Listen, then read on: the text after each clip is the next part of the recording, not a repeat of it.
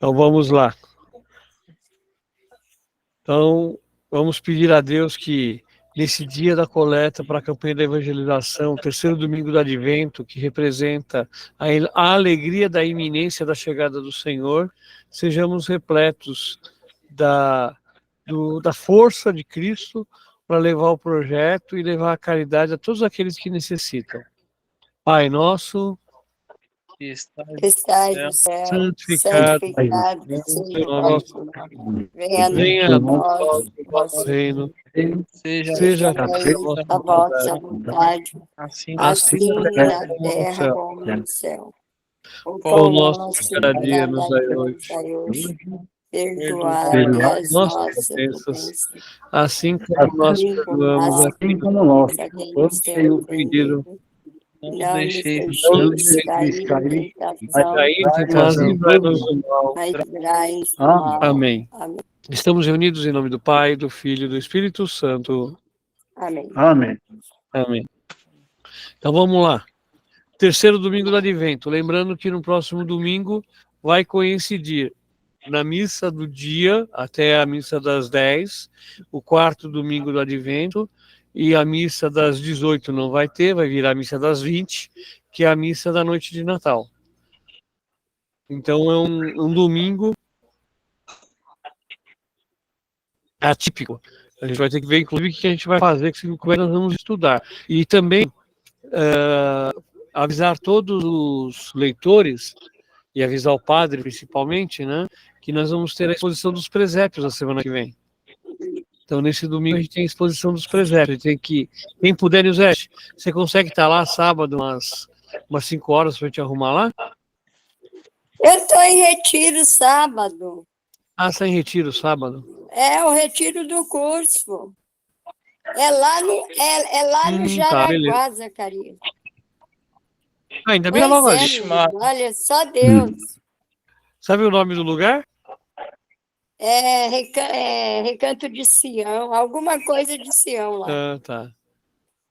É que lá fica lareira também. Não, É uma alguma casa coisa de Sião. de retiro também. Bom, não tem problema. Vai o povo todo para lá, 600 pessoas, ô meu pai. Ah, não, a lareira não comportaria isso tudo. Não. A lareira é pequena. Onde a gente faz as reuniões na época do Dom Joel. É Recanto de Sião, é isso daí. Tá. Bom, mas eu vejo quem pode ajudar a gente lá para organizar os presépios. O que você quer colocar? E eu poderia ir na sexta à tardezinha. Não, vamos só colocar os presépios em posição, pôr as mesas e pôr os presépios para o pessoal. Lá no salão. No salão. Eu já conversei com o primo. Ele vai, a partir da segunda-feira, quem for buscar o presépio, ele já vai entregar. Ah, tá. Ah? Não. Na sexta-feira à tardezinha dá para eu ir. Então, mas que eu não sei como é que vai ficar no sábado de manhã, né? Ah, tá, é verdade. Então, porque o problema é esse. Mas deixa que eu me viro, Nilzete. Qualquer coisa vou eu e a Lourdes, a gente tenta arrumar mais alguém para ajudar. A gente se vira lá para dar uma ajeitada. Sábado, que horas? Umas 4, 5 horas. Oi. Eu vou ver se for possível, eu não chego lá. Beleza. Aí a gente combina, seu José. A gente conversa pelo WhatsApp, que fica mais fácil para o senhor e a gente vai lá. É mais para arrumar as mesas na posição, arrumar os presépios de maneira a criar um corredor, né? Para que a pessoa possa passar por um lado, passar pelo outro, deixar um aviso lá para o padre, para ele anunciar que está tendo a exposição dos presépios da catequese. Porque até sábado, no final sábado às 10, 11 horas da manhã, tem criança que deve estar entregando o presépio.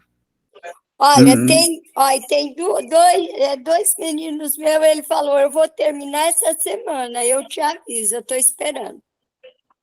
Então, mas tem uns presépios muito bonitos. Eu mandei as fotos, vocês viram, né? Quer dizer, eu acho que eu não sei se eu mandei no de uma... Não, então, mas ontem 2 adultos levaram, no domingo 3 crianças levaram, entendeu? Então, quer dizer, deve ter uns 15 presépios lá. Tem bastante. Tem mais. Tem mais? Tem mais. Pô, legal, meu. Legal, dá pra fazer uma exposição bonitinha. Pena que não tem luz lá para o povo ver à noite.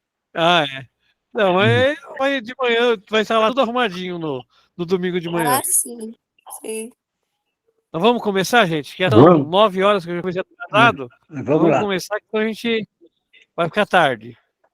Quem faz é Leitura do livro do profeta Isaías.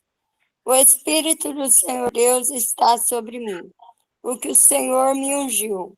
Enviou-me para dar a boa nova aos humildes, curar as feridas da alma, pregar a redenção para os cativos e a liberdade para os que estão presos, para proclamar o tempo da graça do Senhor. Exulto de alegria no Senhor e minha alma regozija-se em meu Deus. Ele me vestiu com as vestes da salvação, envolveu-me com o manto da justiça e adornou-me como um noivo com sua coroa, ou uma noiva com sua joia.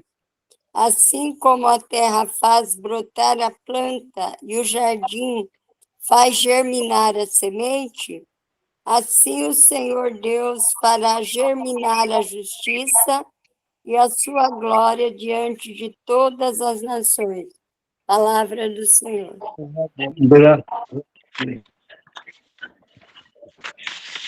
Graças a Deus. Leitura da primeira carta de São Paulo aos Tessalonicenses. Irmãos, estais sempre alegres, rezai sem cessar, dai graça em todas as circunstâncias, porque essa é vosso respeito à vontade de Deus em Jesus Cristo. Não apagueis o Espírito, não desprezais as profecias, mas examinai tudo e guardai o que for bom.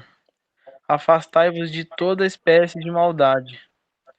Que o próprio Deus da paz vos santifique totalmente, e que tudo aquilo que sois, espírito, alma, corpo, seja conservado sem marcha alguma, para a vinda do nosso Senhor Jesus Cristo. Aquele que vos chamou é fiel, ele mesmo realizará isso. Palavra do Senhor. Graças a Deus. Não é Graças marcha, ao Evangelho. Mateus, é mancha. Desculpa, é o quê? Mancha, não marcha. Não é marcha, é mancha. Ah, tá, é que eu tô sem meu óculos. Desculpa aí, obrigado. Você sem óculos nem na lei, eu sem óculos enxergo nem o folheto. Ixi, Mari. Ai, caramba. Evangelho de Jesus Cristo segundo João. Glória a vós, Senhor. Senhor.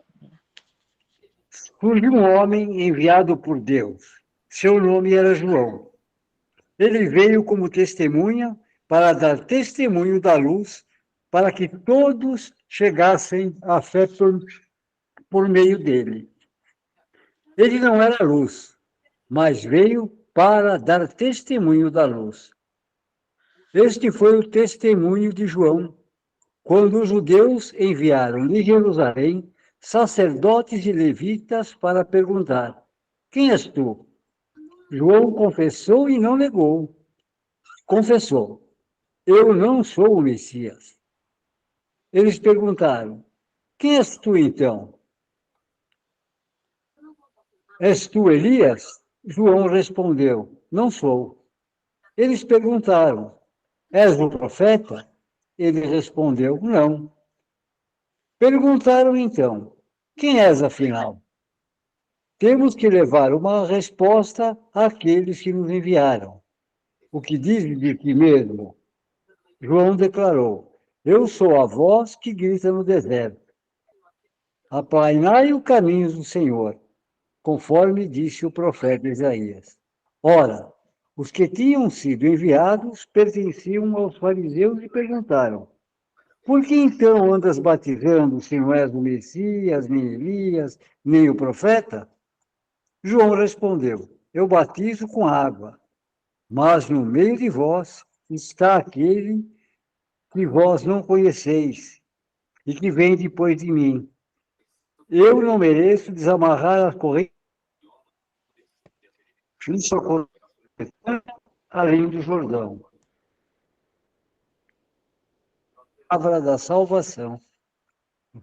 Glória a Glória vós. ao Glória ao Senhor. Senhor.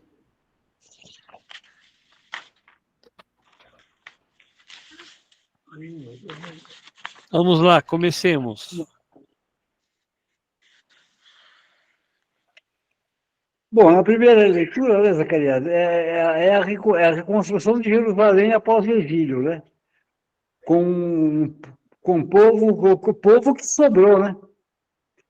Era um povo sofrido, né? Povo sofredor e com marcas de desânimo. Mas a justiça voltará. O Senhor Deus fará germinar sua semente. É o anúncio da vinda de Jesus Cristo, segundo o profeta. Essa semente que vai germinar exatamente, é o próprio Jesus.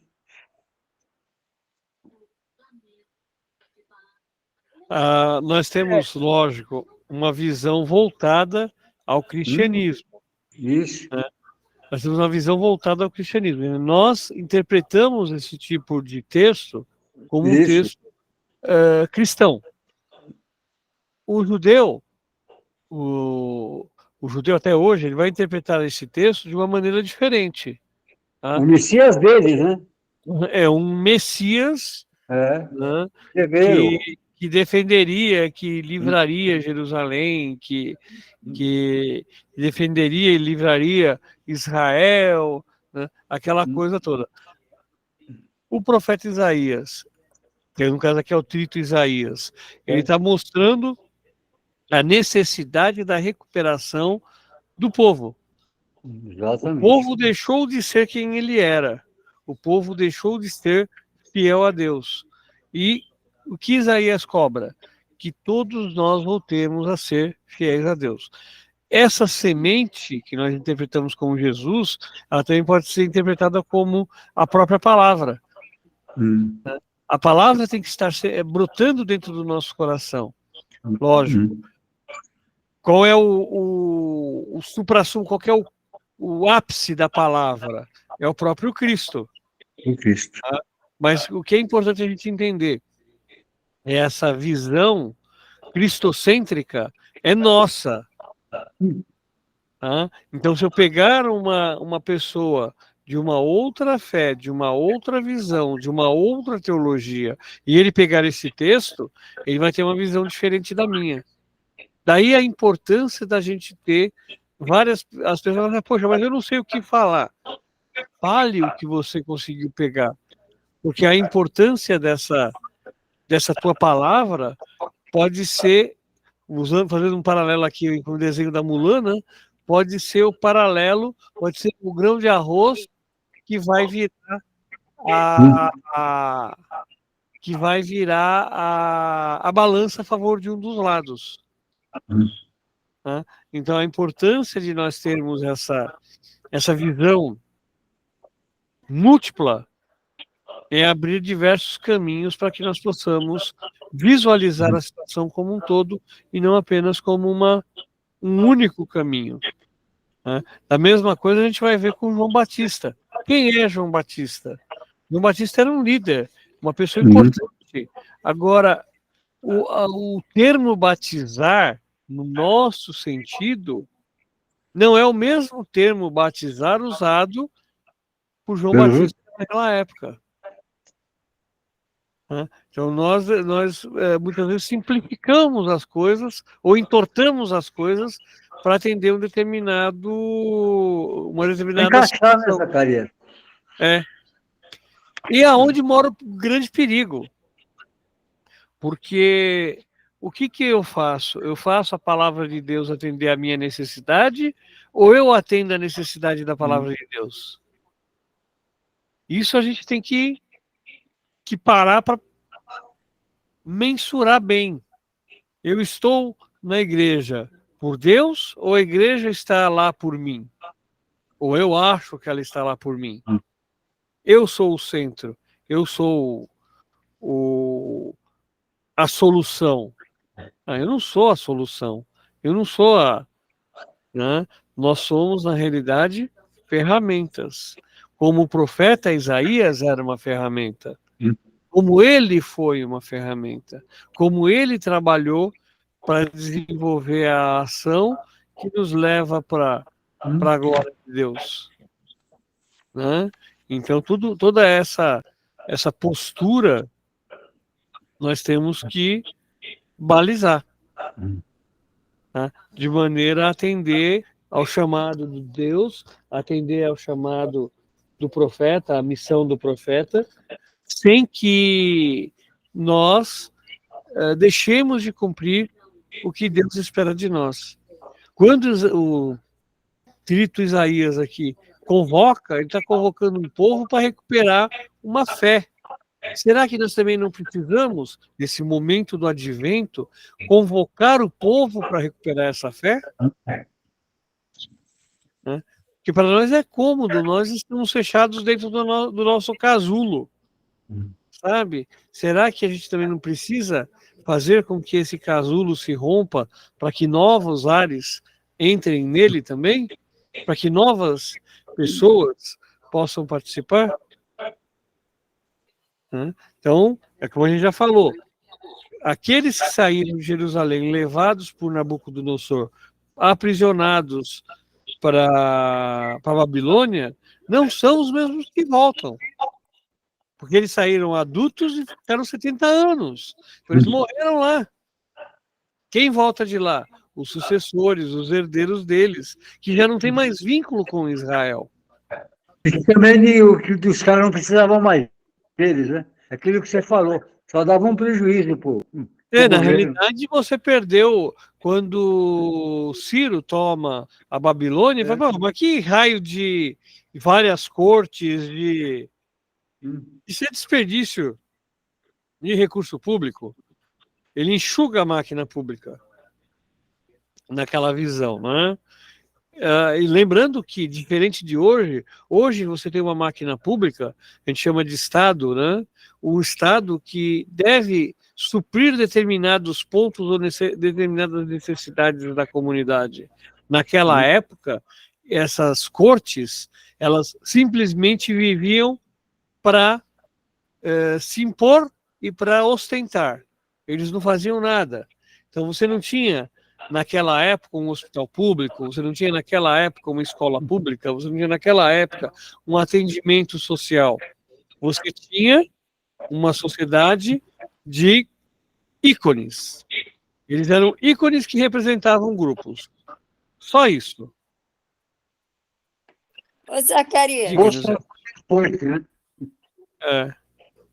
lá o povo estava desanimado, era preciso se animar e se reorganizar. Mas você...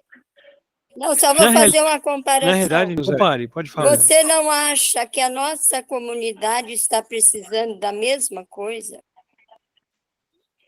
Sim, sem dúvida. Porque assim, nós estamos no advento, cadê a novena do Natal?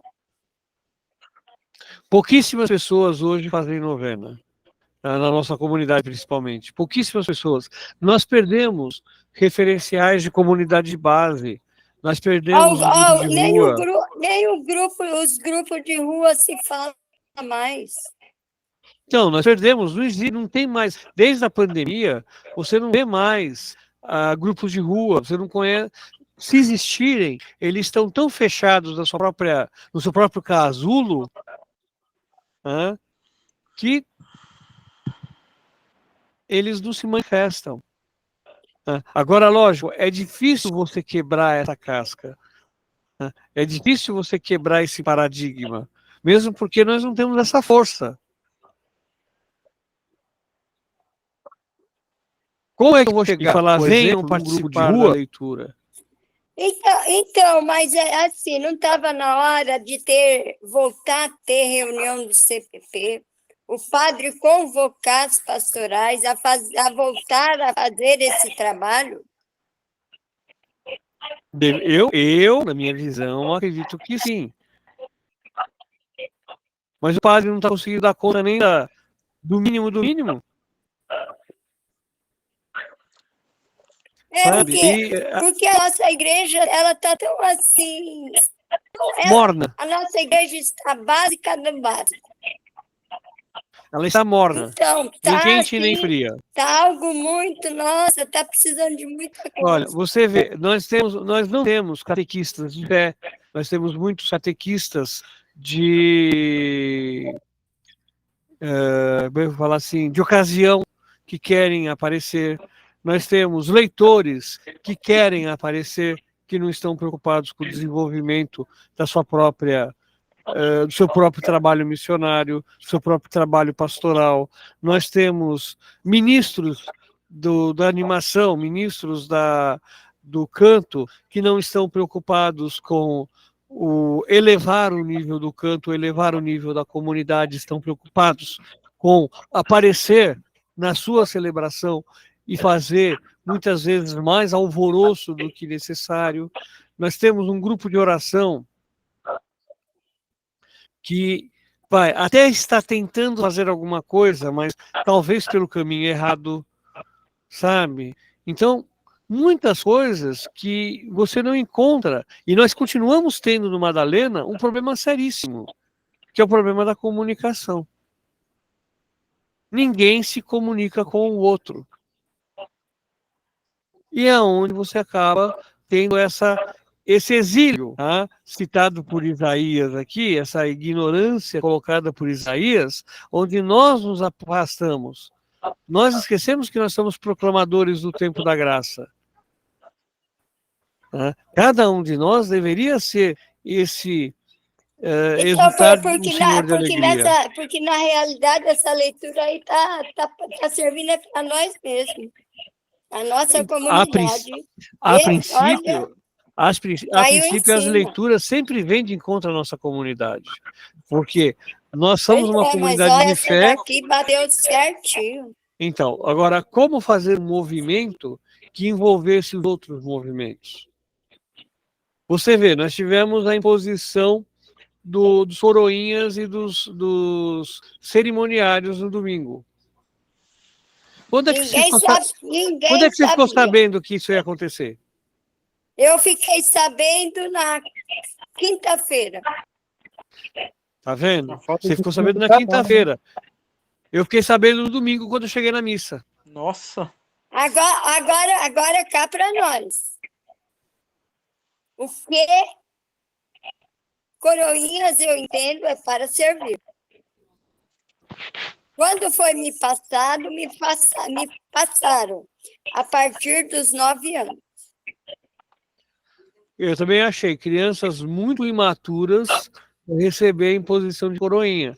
Elas não vão ter essa capacidade de trabalho. Elas não têm maturidade psicológica, social, para estar desenvolvendo isso. Isso é um problema seríssimo. A gente tem que ter, por exemplo, em janeiro a gente deve ter uma nova preparação de leitores. A gente anuncia lá, a gente joga nos grupos para convidar todos para fazer uma reciclagem, para rever, até mesmo para falar sobre o novo missal. Uhum. Mas é aquela coisa, o nosso trabalho é relativamente simples.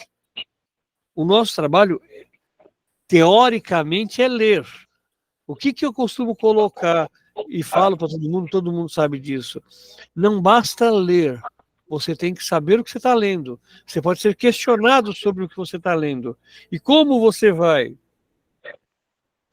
responder algo se você não sabe?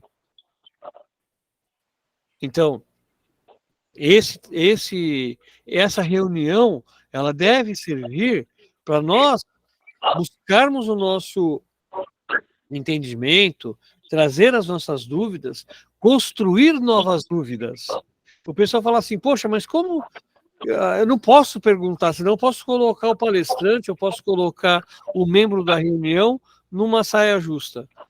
Ao contrário, quando você coloca um questionamento, você abre uma nova visão. Porque podem vir pontos que você não tinha antenado antes. Eu posso estudar. Eu tinha um professor, quando eu fiz teologia na região Santana, Eu tinha um professor que falava assim: eu posso me dedicar durante 80 anos a estudar um único versículo e não extinguir o conteúdo daquele versículo. Ou seja, não conseguir acabar com todo o conteúdo que tem nele. Imagina um livro ou um texto inteiro. Porque cada um de nós vai ter uma visão diferente sobre um determinado fato. O fato histórico, não, o fato histórico é fácil. A gente sabe que o trito Isaías está orientando o povo que foi expulso da Babilônia e que tinha que voltar para Jerusalém. Eles não foram assim: olha, meu filho, você quer ir embora? Eu vou te dar uma mãozinha para você ir embora. Não, deram foi um pezinho. Chutaram eles para fora. Porque eles tinham que acabar com aquela situação de comodismo, de abuso, né? Então eles foram, na realidade, expulsos e voltam para uma terra que eles não conheciam. Agora, será que nós também, enquanto comunidade, não precisamos desse choque de realidade? Essa deve ser a mensagem que esse terceiro domingo do Advento deve estar nos passando. Lembrando que esse é o chamado domingo da alegria. O terceiro domingo é o ágape. É sempre o domingo da alegria. Você começa com a vela roxa, né? Depois você passa para a vela verde, que é a da esperança, a vela vermelha, e agora. Vela vermelha? Não, vela Não, rosa. agora é a rosa, a Não é a vermelha é a rosa, última. depois a vermelha, que é a última. Né? Isso. Então, agora é a vela da alegria e depois a vela vermelha, que é da iminência da chegada. Tá? E a branca do centro, que é a chegada de Cristo. Mas, poxa, peraí, será que a nossa comunidade também não precisa desse choque de realidade? Será que nós também não precisamos dar essa sacudida? O quanto nós estamos preocupados com nós mesmos? Não é só a comunidade, ô Zacarias, não só a comunidade, é as pastorais principalmente. Mas, Nilzete, a comunidade é composta pelas pastorais e pelos Sim, grupos. é composta, né? Mas assim, as pastorais que estão mais ali adentro, precisa para todos, elas também. Sim, mas eu diria para você que não é só as que estão dentro, mas as que estão dentro, são as pastorais mesmo, como também as missionárias, que é o caso do grupo de rua, é o caso dos grupos que são de fora. Né? Nós precisamos recuperar essa estrutura de igreja, rever isso. Poxa, por que não existe mais? Por que não se faz mais como você falou, Novena. a novena? Né? Mas precisa ser uma novena? Não, podia ser uma quinzena, podia ser 5 encontros, podia ser um quarteto, 4 encontros, mas precisaria se rever a postura da comunidade. Porque, olha, na pandemia foi feito, você lembra? Uhum. O pessoal fez na pandemia, que eram só eles. Sim, era online. Isso. Então, só que você vê, a própria pandemia, o próprio exemplo da pandemia, nós perdemos, depois da pandemia, a própria pastoral de comunicação. Ela se dissolveu. Uhum. Eu não sei hoje, por exemplo, quem tem os códigos, quem tem as chaves do Facebook da paróquia, do YouTube da paróquia, do Instagram da paróquia.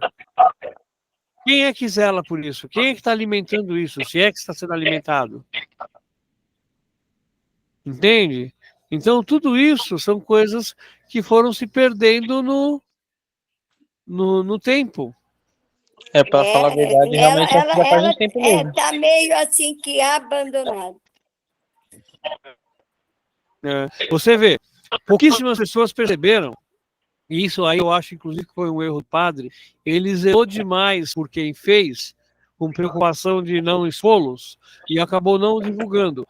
Quase ninguém percebeu, mesmo com aquele andaime enorme montado dentro da paróquia, que o salão interno está pintado.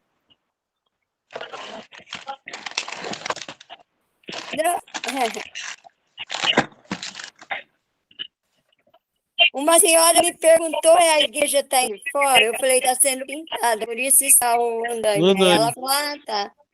Então, você vê, toda a igreja foi pintada por dentro e por fora, e muita gente nem percebeu. Uma vez eu falei para o Padre Anísio, ele falou assim, vamos fazer essa obra da calha, todo mundo vai perceber. Eu falei, não vão perceber, ainda mais uma obra oculta. As pessoas percebem quando a água cai dentro do salão, mas ninguém percebe que a água não está caindo dentro do salão. Quer ver, naquela semana que eu fui na missa da noite, ele falou para o povo, olha, está um calor, estamos sem ventiladores, porque foi tirado devido à pintura, o pessoal está pintando, está ficando bonito. Então você vê, mas a gente precisaria fazer essa divulgação com mais força, com mais, evidenciar mais, porque a comunidade não é minha, a sua, do São José ou do Mateus, ela é de todos. Né? E é necessário mostrar que foi feito, porque para o povo entender, não, eu paguei o dízimo, e não foi só para pagar a conta de luz, de água, o telefone, ele também foi para... Tendo um retorno, né? Ele também foi para a pintura, ele também foi para a reforma do telhado, ele também foi para a reforma da calha, né? Ele também foi para o piso lá embaixo, né? Ele também foi para a compra do material que fizeram as barracas.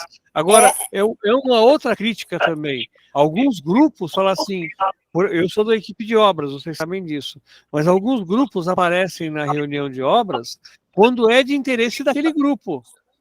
Se não for do interesse daquele grupo, eles não aparecem nem para dar uma ideia. Nossa. E outra coisa, Zacarias, já que você é do grupo de obras, tenta comprar uma pia para pôr lá em cima. As crianças vão no banheiro, não tem pia para lavar a mão. Eu vou conversar com o Padre Anísio e com o pessoal para ver se a gente consegue colocar um lavatório, uma pia, um tanque. Isso, coitado das crianças. Agora entrou de férias. Mas as crianças iam no banheiro e desciam lá embaixo para lavar a mão. Não, é que isso daí é aquela coisa, tudo que eles puderam levar para adaptar e reduzir o custo da implantação do CCA na casa da paróquia, lá na casa que estava abandonada, foi feito. Até entendo. Até a lâmpada levar, isso daí é um misericórdia. Mesquinhez, né? Mas fazer o quê? São aquele famoso, eu que comprei, eu tenho que levar. É meio... Bom, se teve gente que quis trocar o cadeado de uma porta para que não tivessem acesso, aí eu falei assim, agora imagina se dá um curto-circuito e pega fogo lá dentro. Isso. Sabe? E outra coisa, gente, o Padre Anísio está com os dias contados na paróquia. Logo ele vai embora. Ele falou para mim. Logo ele vai embora. Não se sabe que tipo de padre que vai vir. Exatamente. Sabe? Então, o povo é muito... se acomoda, não sei o que, quero ver se vier um padre de linha dura. Mas é o tempo dele mesmo? Já está encerrando? Eles ficam por 3 anos, renovável por mais 3. Ele está completando 6 anos. Ele falou, eu vim para ficar 1 ano, já estou entrando no 5. Então, ele está entrando no 5º ano, né? Então ele está chegando no limite da permanência dele.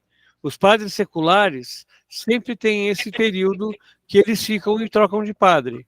É diferente dos religiosos. Comunidades onde o padre é religioso, às vezes eles ficam 20, 25 anos na mesma comunidade. Os seculares não, eles trocam a cada 5 ou 6 anos. Bom, mais alguma coisa aí da primeira leitura? Já enxergamos a língua na primeira leitura. Cadê?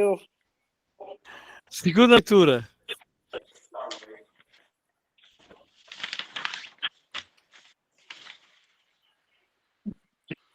Zacarias, é uma continuação da preocupação, né? Que as comunidades da primeira geração, que eram chamadas, né, esperavam a segunda vinda em breve.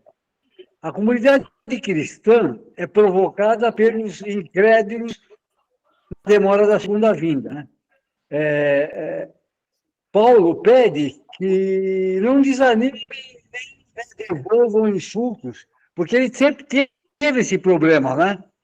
Que era ridicularizado quem acreditava na segunda vinda, porque os menos cristãos, ou os pagãos, faziam provocações, né? Então ele está dizendo que não, que tem que se manter na fé, na perseverança, certo?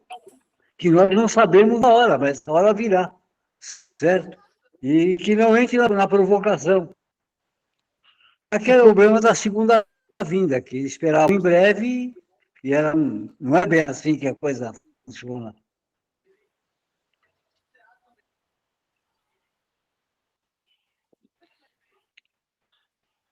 E mais, gente?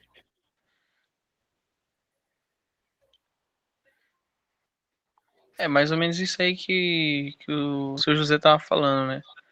É igual nessa parte, não apagais o espírito, não desprezais as profecias, né? Tipo, não esquecer E dessa parte, afastar da maldade, e não responder. sempre lembrando a vinda do Senhor.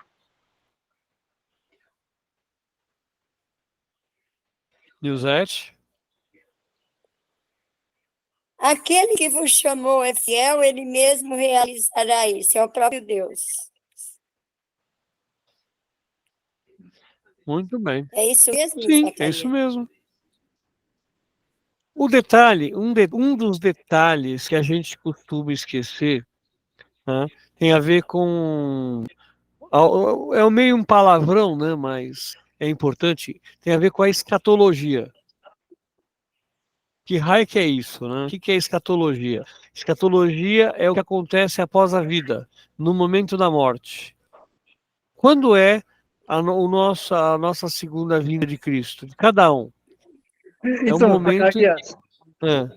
aí é que eu sempre, a gente fala, olha, nós não estamos esperando o Cristo nessa vida. Agora é o seguinte, mas não é muito mais próximo nós, com a nossa morte, chegarmos a Cristo?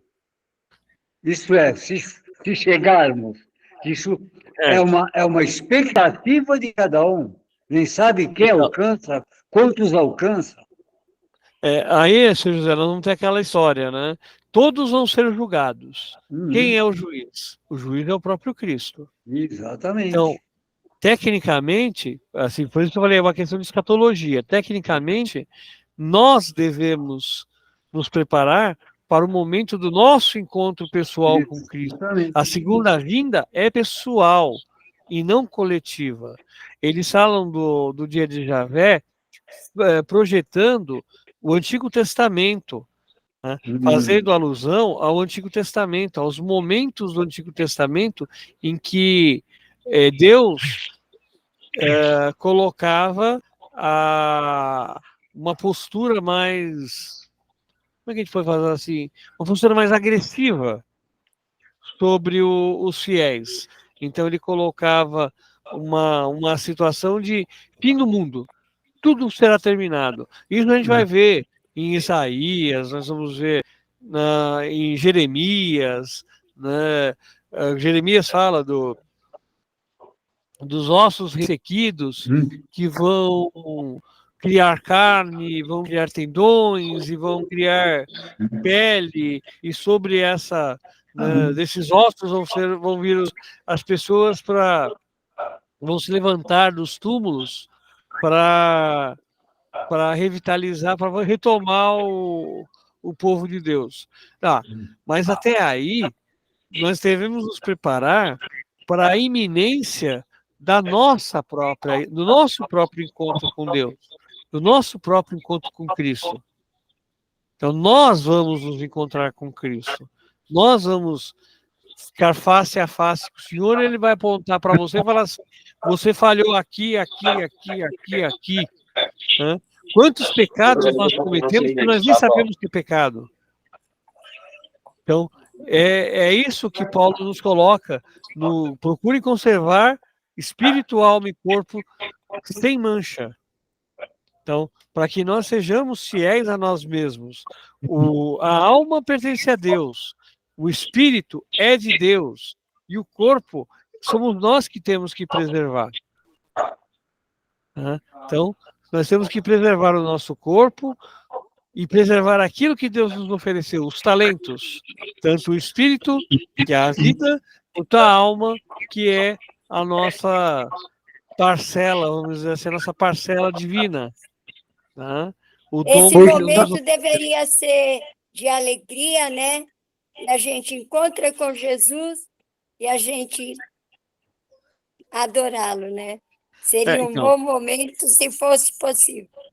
então, o problema é, nós não sabemos como é esse momento. Então, isso Aí que a eu gente estou vai falando, fazer, mas a gente vai fazer memória daquele evangelho do Lázaro e o rico.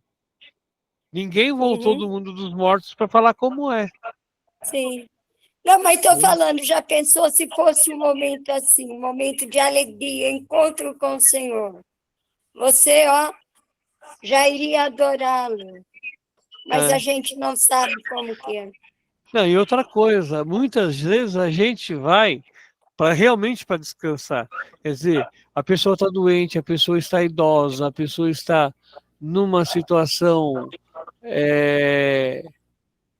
de dificuldade de vida, de destruição, e na morte ela encontra a pacificação.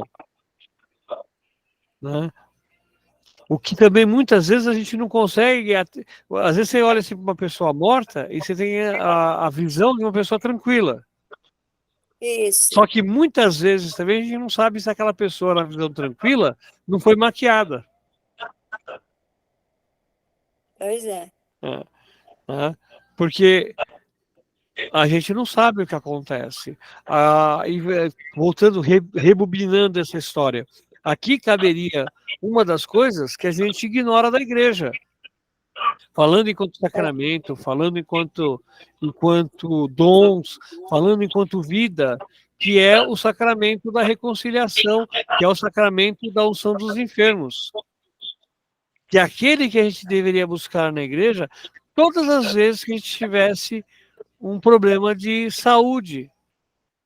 Eu estou com um problema de saúde, eu vou na igreja para receber uma bênção, para receber uma unção que me prepare para esse momento.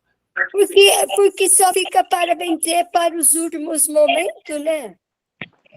E no sofrimento. Pois é. Eu estou aqui, eu estou terminal de câncer, eu vou lá receber a unção dos enfermos. Não, peraí, mas e antes? Aí, se a gente pegar a morte de Paulo, né, conforme a tradição, que Paulo dá aquela famosa frase: combati o bom combate, entreguei a fé. Então, porque a unção dos enfermos não é para fortalecer a pessoa, tanto para a recuperação, como para a partida, Contra a para ela ir preparação do mais encontro. tranquila, em paz. Porque lembrando, como é que se faz, como é que se deveria fazer a unção dos enfermos? Você deveria ter a confissão, que não necessariamente é aquela confissão de pecados, mas é uma conversa de você com o padre, que você, padre, eu errei aqui, eu errei ali, cometi muitas falhas na minha vida, mas também fiz coisas boas, né? Então, eu pisei no cachorro, eu mordi a mulher, né? Então, você vai ter toda essa... Né? Então, você vai construindo esse relacionamento para a hora que você chegar face a face com Deus, né? Você já estar mais acalentado. Mais alguma coisa da segunda leitura? De minha parte, ok. Vocês já repararam que a gente explora muito mais a primeira leitura do que a segunda? Verdade. É mesmo. Começar a fazer assim. Pode falar, seu José. Não, é porque ela normalmente se encaixa no Evangelho, né? Aí você acaba já mais que...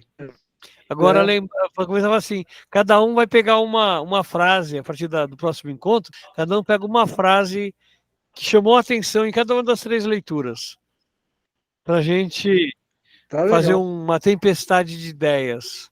Não deixa eu esquecer disso. Vamos lá, sobre o Evangelho. Uma frase da leitura.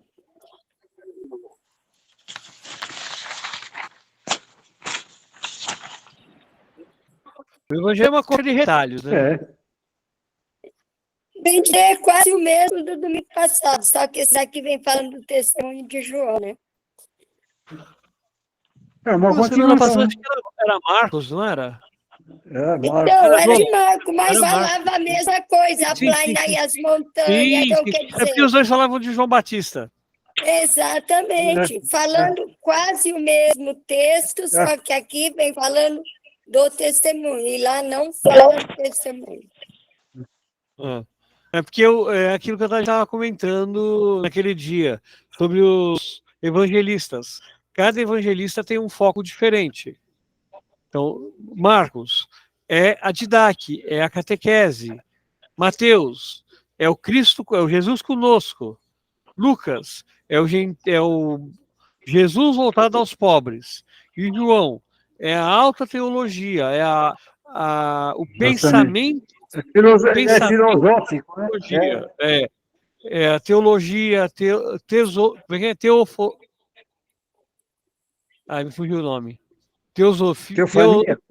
Não, é teosofia. Ai, caramba. Tem a teologia, tem a Tem a filosofia. filosofia, e tem uma outra também que seria o pensamento de Deus. Né? Agora me fugiu o nome. Bom, mas vamos lá. Para a gente entender esse texto de João Batista, os textos de João, a gente tem que entender João Batista. Tá? E tem que entender um pouquinho da sociedade da época. Então, primeira coisa, quem é João Batista? João Batista é o primo de Jesus. Não sei, não estava lá, não vi. A gente tem o que Lucas fala. Mas será que de fato isso... Será que eles se conheceram antes? Né? O que a gente sabe sobre João Batista? Ele era um líder comunitário. Ele tinha uma comunidade, tinha seguidores, discípulos, e ele peitava dois grupos sociais muito importantes: o templo e o rei.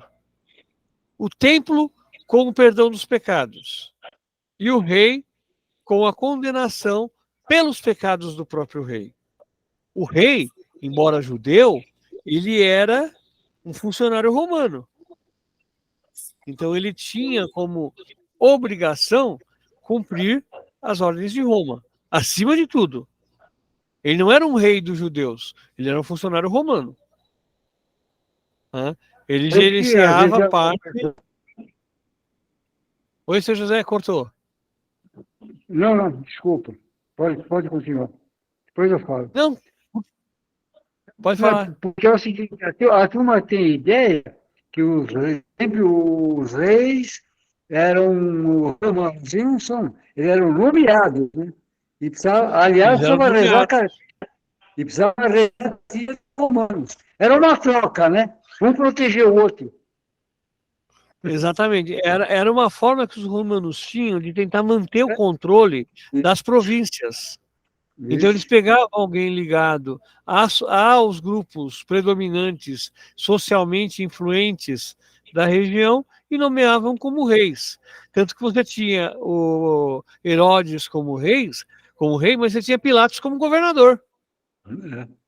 Então você tinha uma autoridade ligada ao dominado e uma autoridade maior ligada ao dominante. Né? Para que você tivesse esse controle. E João Batista, ele não questiona Roma. Em momento nenhum você vê ele peitando Roma. Ele peita a estrutura judaico-romana. Ele peita o rei nomeado por Roma para assumir naquela postura, naquela posição. Tá? Da mesma forma que o próprio Davi peitou Saul, né? Ele se põe contra Saul. Então, você tem essa construção de luta. E João Batista era uma pessoa, como eu falei, que ele tinha discípulos, que ele tinha membros de uma comunidade que eram seus seguidores. Faziam como ele? Não dá para a gente saber. Ele era um ermitão, ele era uma pessoa que vivia afastado da sociedade. Mas isso não o deixava menos importante. E ele, como pregador, conhecedor das escrituras, ele começa a incomodar a parte religiosa de Jerusalém, o que deve ter ajudado ele a perder a cabeça. Tá? Agora, um outro ponto importante disso daqui. Eu vou pular toda essa parte do batizado e passar lá para a parte das sandálias. O que quer dizer desatar as sandálias? Lembrem sempre que a sociedade judaica é baseada numa sociedade de serventia. Então, eu tenho serviço para fazer. Oi? Escravagista, praticamente. É que você tem... O escravagismo deles era um pouquinho diferente da nossa sociedade escravocrata. A nossa sociedade escravocrata, ela era linear. O escravo não deixava de ser escravo, a não ser com consentimento do seu senhor. Na sociedade judaica, o escravo podia ser escravo por um contrato de trabalho. Então, ele poderia ser escravo, por exemplo, por 7 anos. Findo aqueles 7 anos, ele se tornava homem livre. Como também você tinha funcionários que eram quase escravos, que trabalhavam em prol de um pagamento, mas um pagamento era um escravo que recebia salário. Tá? Isso também funcionava entre os romanos, algo parecido. Mas os romanos tinham aqueles escravos como a nossa sociedade, escravos de propriedade. Esse escravo de propriedade, ele era um bem, ele não era uma pessoa. Tá? Cai meio que na situação da mulher. Tá? O meu chefe estava comentando que a gente estava conversando e ele estava lembrando até a Constituição, acho que a Constituição de 34, a mulher era a propriedade do homem. Então, a mulher ela reportava ao homem, ao marido, ou ela reportava ao pai, ou ela reportava ao irmão mais velho. Ela não tinha autonomia, ela era de propriedade. Quer dizer, absurdo da nossa sociedade há pouquíssimos anos atrás. Né? Então, você tem toda essa montagem que a sociedade fez. Tá? E esses escravos também tinham isso. Então, você tinha escravos, os mais humildes, os mais submissos, eram aqueles escravos que eram responsáveis por descalçar o seu senhor, por lavar os pés do senhor. Tá? Isso até vai nos lembrar, em partes, embora não tenha nada a ver com o nosso texto, não tenha nada a ver com a nossa fé, não tem nada a ver com o nosso... mas tem a ver com o nosso contexto. Quando você estuda o Deus Brahma, dos hindus, então, no Deus Brahma, você tem aqueles que são a mais alta casta, que vem da cabeça do Deus. Aí você vai descendo, chega na casta que é dos pés. E, por fim, você tem os párias, que é a sujeira que sai dos pés do Deus Brahma. Né? Então, você tem aqui uma coisa parecida. Os funcionários, os servos, que desatavam os nós das sandálias, os servos que desatavam, que lavavam os pés do Senhor, eram aqueles que eram os mais submissos, eram os mais humildes, os menos favorecidos. Ô Zacarias, mas não tem o pessoal também usa o ditado, fulano não serve nem para lavar os meus pés. Será que é por causa disso? Vem daí. É que nem o bode expiatório. Pois é. Vem daí mesmo. O cara, ele está abaixo dos meus pés. Isso. Também vem dessa relação social. Então se imaginava que tudo aquilo que está abaixo do meu pé é inferior a mim. Tá? Daí a importância da criação do mundo, de Deus ter adormecido Adão e retirado Eva da sua costela. Ou seja, do meio do corpo. Nem de cima e nem de baixo. Tá? Demonstrando a igualdade. Só que a sociedade, ela é por si só, ela busca o poder. Então, o homem dominou durante muito tempo, a mulher a manteve sob domínio. Embora a gente saiba que muita mulher dominava o homem. Muita mulher. Dominava não, ainda domina. Muitas mulheres dominam os homens. Só que aí você vai cair nos pontos sociais, onde a mulher tem um salário menor, onde a mulher tem um cargo menor. Tá? Não é o caso, que eu brinquei outro dia, não é o caso da minha empresa. A minha empresa não tem essa diferença. Né? Lá na minha empresa, não importa se você é homem ou mulher, importa o seu RF. Né? Então, você não tem nem nome, você tem número. A prefeitura não tem essa de separar homem e mulher. Então, você tem prefeitos, subprefeito, você tem chefes de gabinete que são de ambos os sexos. Lógico que, na medida que você sobe nos cargos de alto escalão, que são de destinação política, a tendência é você ter um maior número de homens. Tá? Aqui na Sub de Sapopemba nós temos um prefeito regional e uma chefe de gabinete mulher. O prefeito regional é homem, a chefe de gabinete é mulher. Nós já tivemos coordenadora mulher, mais de uma. Nós já tivemos, a minha supervisora é mulher. Né? Então, na minha unidade, da minha unidade direta, a pessoa mais poderosa lá, que tem o maior poder, é a mulher. Né? Mas existem também unidades em que só predomina homem. Né? E voltando para o texto, né? Eles questionam quem é João Batista. Aqui a gente já consegue perceber que o texto é tardio. O que quer dizer isso? Que o texto ele não é original. Não deve ter sido essas as palavras que eles usaram para conversar com João Batista. Tá? Porque quem és tu? João confessou e não negou. Confessou, não sou o Messias. Até aí, beleza. Eles perguntaram, quem és então? Tu és Elias? Quem é Elias? Elias, para os judeus, representa os profetas. Elias é o grande profeta dos judeus. Ele responde, não sou. És o profeta? Aqui no caso eles estão repetindo, és o Messias? Ele respondeu, não. Então quem és afinal? Perguntam, quem és afinal? Seria no sentido de perguntar se ele não é Moisés, que representa a lei.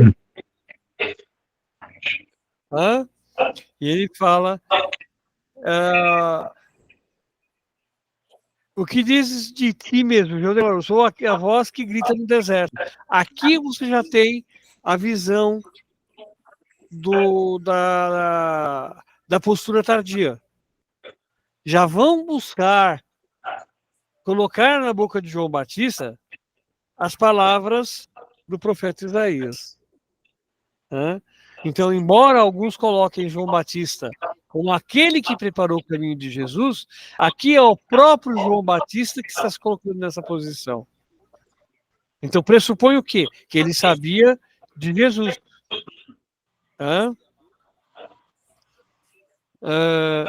Aí eles continuam. Por que, então, ainda andas batizando? Vocês sabem qual é o sentido da palavra batismo? Sabem o que quer dizer batismo? Alguém já teve a curiosidade de verificar o significado? Ué, não é mergulho? É lavar. É purificação, né? Purificar. O sentido de batismo é lavar. Purificar, né? Purificar é um sobressentido. Já é um sentido já é um adjetivo já somado à condição de batismo. Batismo é lavar.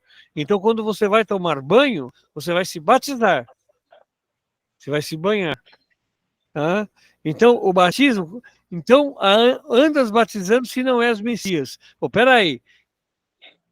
Esse sentido de batismo para eles não era messiânico. Era o sentido de batismo de lavar.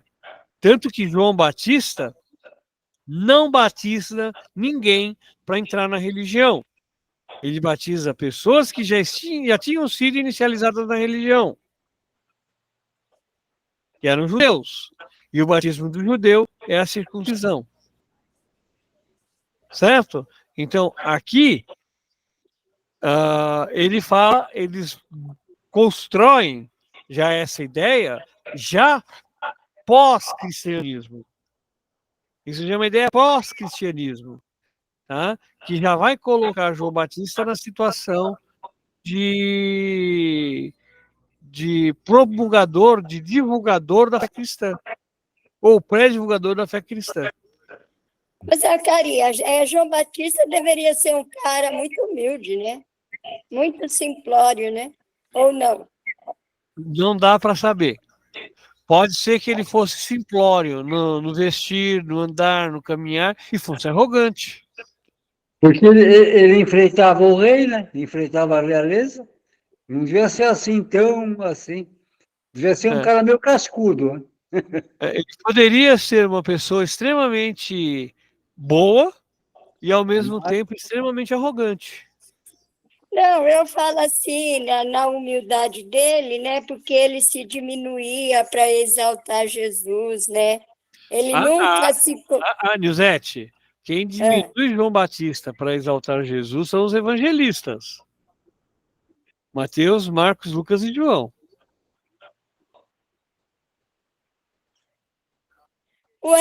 Mas, Zacarias, quando ele... Fala de novo, que agora eu não entendi. Você não entendeu? Quem rebaixa João Batista para exaltar Jesus é Mateus, Marcos, Lucas e João. Mas João Batista ele não se diminui quando ele fala. Se ele está falando que ele não é capaz de desamarrar a sandália, ele está se... Então, é isso que eu estou falando. Esse texto é pós-cristão. Ah, tá. Entendeu? Entendi. Esse texto é Quer dizer, no passado, na época de João Batista, esse contexto assim não era muito válido. A gente não sabe como foi. Talvez se a gente pegasse, estudasse a fundo, porque existem alguns textos, alguns apócrifos, alguns textos da época, algum material mais próximo a João Batista. A única coisa que a teologia tem certeza é que João Batista era sendo líder, líder desta época, muito dificilmente ele se rebaixaria para outro. Tanto que existe uma corrente teológica, uma corrente de teologia histórica, que coloca que Jesus foi discípulo de João Batista. E que ele ultrapassa João Batista. Como Elias foi discípulo de Eliseu.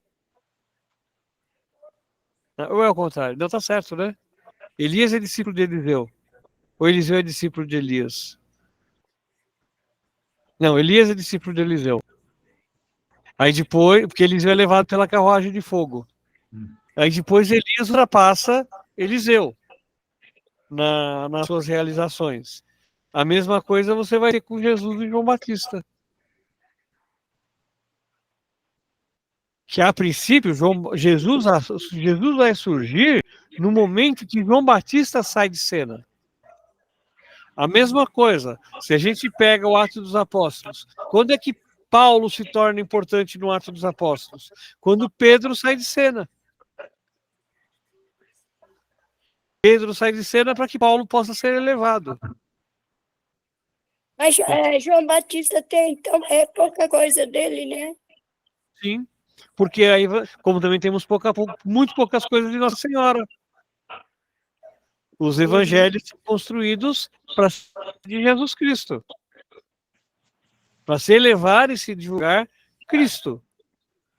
Todo o resto tem que sumir, tem que ser diminuído. O importante é a presença do Cristo. Percebeu? Uhum.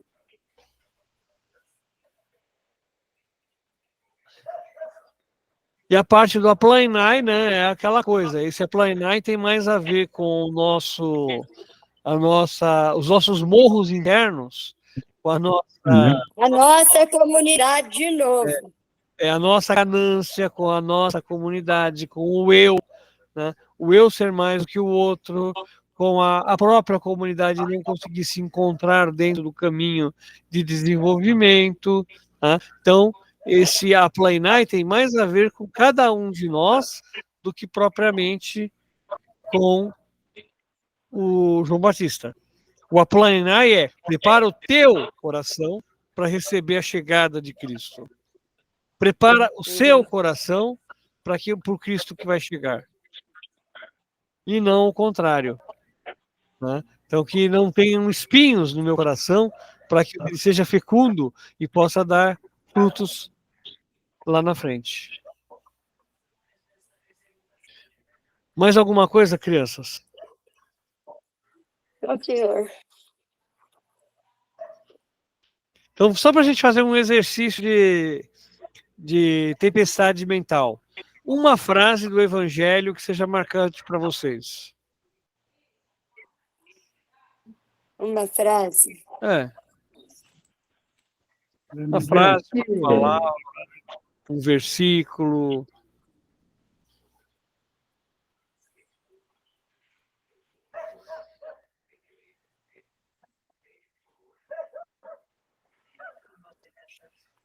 Eu sou a voz que grita no deserto, né? Eu sou a voz que grita no deserto. O que significa essa frase para você, Nilzete? Gritar no deserto, eu acho que é diante das dificuldades a gente ser mais, como que eu vou falar? Ser mais perseverante, ter mais consciência, fé, para que a gente não fique isolado no sofrimento, porque através das nossas orações a gente consegue passar por tudo aquilo que as dificuldades que a gente consegue, que enfrenta e consegue suportar. Porque o deserto é as turbulências, as dificuldades que nós passamos.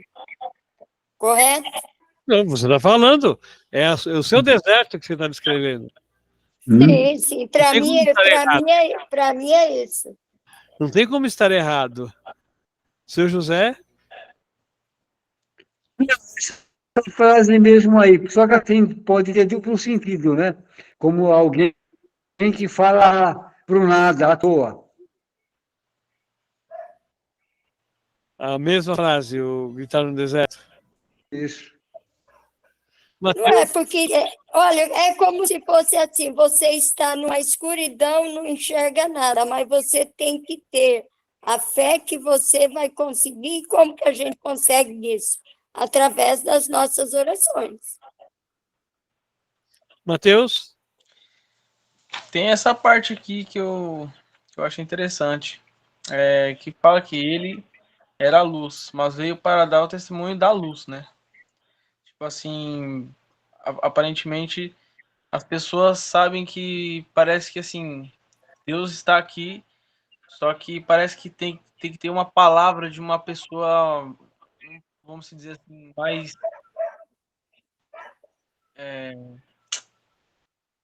com um pouco mais de força, assim, tipo, uma pessoa que tenha mais. Caraca, como é que eu posso dizer? Puxa, me fugiu a palavra. É que eu falei, é como se fosse o padre. Tipo, ele tem mais Autoridade. Isso, muito obrigado. De nada. É uma pessoa que sabe o que está falando, que sabe, tipo, confortar, né? E parece que, tipo assim, usa, né? Deus usa das pessoas para passar essa palavra, esse conhecimento e traz essa luz para nós, né? E assim a nossa fé vai crescendo cada vez mais. Então, eu estou com o Mateus. Para mim, uma das frases centrais desse texto é dar testemunho da luz. Cada um de nós deveria ser testemunho de luz, mostrar as benevolências, o carinho, o amor de Deus por cada um de nós. Agora, lógico, nós temos que... Mas a gente também tem que se libertar desse deserto, Zacarias. Sim, não, sem dúvida. Não, mas a gente tem que tomar muito cuidado, porque a mesma pessoa que anuncia, que grita no deserto, que anuncia a luz, também pode levar à destruição. Isso a gente vai ter vários exemplos. Por exemplo, vários exemplos, por exemplo, ficou meio redundante. Por exemplo, aqueles líderes que levaram comunidades inteiras a se matar, a se destruir, em nome de uma pseudo situação que na realidade não existiu. Quantas pessoas, quantos grupos religiosos não se mataram por conta de um líder religioso qualquer? O Jim Jones, por exemplo, nos Estados Unidos, que levou milhares de pessoas, não sei se foi centenas, se foi milhares, eu não lembro mais, à morte, por conta de que ele tinha na cabeça dele alguma coisa. Quantas pessoas no século XVIII, XIX, não venderam tudo porque algum imbecil achou que tinha calculado o dia do juízo final? Também até hoje eu não sei o que o cara vai fazer com o dinheiro, né? Você vende todas as suas propriedades para ficar com o dinheiro, vai fazer o que com o dinheiro? Se o mundo vai acabar. Né? Mas isso aconteceu em várias situações da história, em vários momentos da história. Então, a gente rever esse deserto, rever esse anúncio, para que nós consigamos realmente trazer luz para quem precisa. E lembram uma frase que aparece no filme do Harry Potter: não existe escuridão que resista à luz de uma vela. 11 horas. Não existe escuridão que resista à luz de uma vela. Quando você acende uma primeira vela, a escuridão se rompe. Então, quando a gente conseguir anunciar pela primeira vez essa boa nova, esse testemunho da luz, nós vamos começar a desmanchar esse deserto.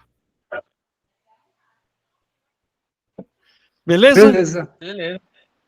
Ok. Vamos fazer a nossa oração final? Vamos. Então, vamos pedir ao Deus eterno que descei do alto céu e nos cubra com seu manto, nos proteja com a sua glória e que nos guie para que sejamos verdadeiros instrumentos de luz no deserto da solidão da nossa sociedade. Ave Maria, Cheia de graça, o Senhor é convosco, bendita sois vós entre as mulheres, bendito é o fruto do vosso ventre, Jesus.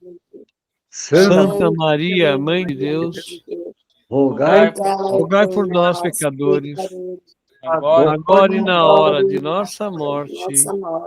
Amém. Estivemos reunidos em nome do Pai, do Filho e do Espírito Santo. Amém. Gente, um bom final de noite para todos, uma boa semana, e semana que vem temos a última reunião antes do Natal e depois a última antes do final do ano, né? certo. Que Deus nos proteja e nos guarde, e vamos nos preparando para o Natal aí, para iluminar o deserto. Exatamente. Tá bom? Ok, boa Vou noite. parar a gravação. Boa noite. tchau, gente. Boa noite. Vocês.